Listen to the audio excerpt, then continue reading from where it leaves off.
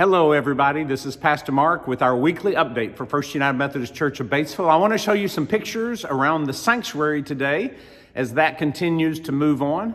In the sanctuary, you can see that they're laying padding down and putting the carpet on top. The two small back rooms in the sanctuary are full of all of the supplies that they have moved out of the way to do the carpet. They are laying it flat, pulling in the trim and the corners and the sides.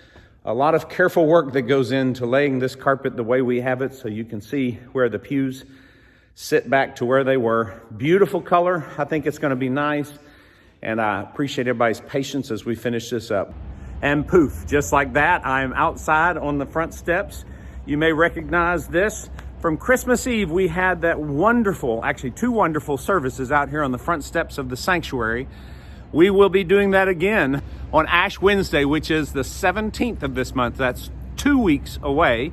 We will be having an Ash Wednesday service here on the front steps of the sanctuary, and I hope that you will join us at noon for that. Then we're asking you to come down to the covered drop-off area right here. There's Finn. In front of our church. As you drive through from 5 o'clock to 6 o'clock on the 17th, you will be able to receive a little blessing box and a blessing for your car. Now, one of the things you need to understand is that we're not doing the imposition of ashes this year at recommendations of the conference and of others, but we do have a very special gift for you. And so as you come, you will receive communion cups and some blessings for you to self-impose ashes if you wish to do that, but also a gift that you can wear throughout Lent, not just a cross on your forehead for a day like our ashes do, but something for the whole time of Lent to remind you of the sacrifice of this time and our preparation for a wonderful resurrection on Easter Sunday. All right, poof, I'm back to home base. So I want to share a few of upcoming dates with you. I mentioned in 2 weeks the Ash Wednesday service on February 17th. Make sure you remember that one. I'll remind you next week. I'll remind you in the Wednesday update on the day of it. We have a noon service on the front steps and a drive-through time for blessing between 5 and 6. You just drive through, receive a packet, I'll say a prayer, and you'll receive some things that you can take home with you. We're also preparing for a few other things between Ash Wednesday and Easter Sunday. We are going to plan an Easter egg hunt of some kind. We're still working on details. Our timing on that will be about mid-March, we believe. And then on Maundy Thursday, which is the Thursday before Easter, we will have a special service of stations. It will be an outdoor time where we walk through stations and have a brief outdoor worship service together. Lastly, big news, our hope, our dream is that on Easter Sunday, this is the plan.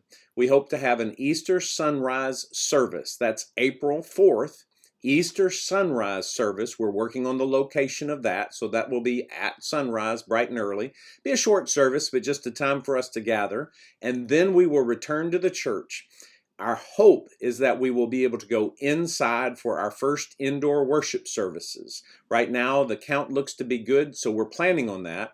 What we're working on is a worship service that will work on the front steps of the church and out around that area. We also have neighbors, the Tebbets have offered their yards, so we may have some outdoor activities. Even if we have indoor worship, we may have some outside social stuff as well. Again, this all depends on the counts and what happens over Super Bowl Sunday and what happens over spring break. And as the vaccine continues to roll out, we see so much hope for this.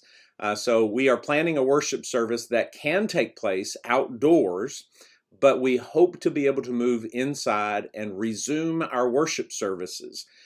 So much of this goes with the guidance of our annual conference. And they give us guidance. We have a tool that we can use to get weekly and daily guidance if we need it. But they will be continuing to advise us. But as the count goes down, as the vaccine goes around and gets out, I hope that you see the possibility that I do, that we may be able to come back together on Easter Sunday indoors and resume our weekly worship time. There are no promises on this, my friends, but I'm excited that we're finally getting to the point, seeing things looking so well. The newscasts are starting to say, we continue our downward trend. I love that phrase. Used to be that was the worst thing you could hear in church. Now it's the best thing you can hear. So that's what's coming up over the next several weeks. Make sure you look through your newsletter. We have a baby shower going on. There's some more information about lots of different things taking place in there. And we continue to look for volunteers to help with our food ministries. So if you have a desire to work with any of that, don't hesitate to give me a call and let me know what you are able to do, what you would like to do. And continue to look at our small groups. We do have small groups that are resuming now in February. And we have had those growing. We've had people, new people attending those, as well as many. If you miss being together, join a small group. That's step number one.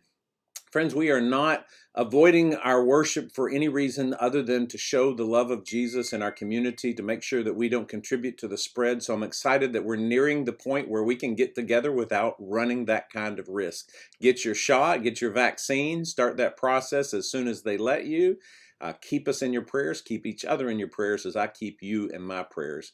I hope you have a great day, and please be a blessing to others.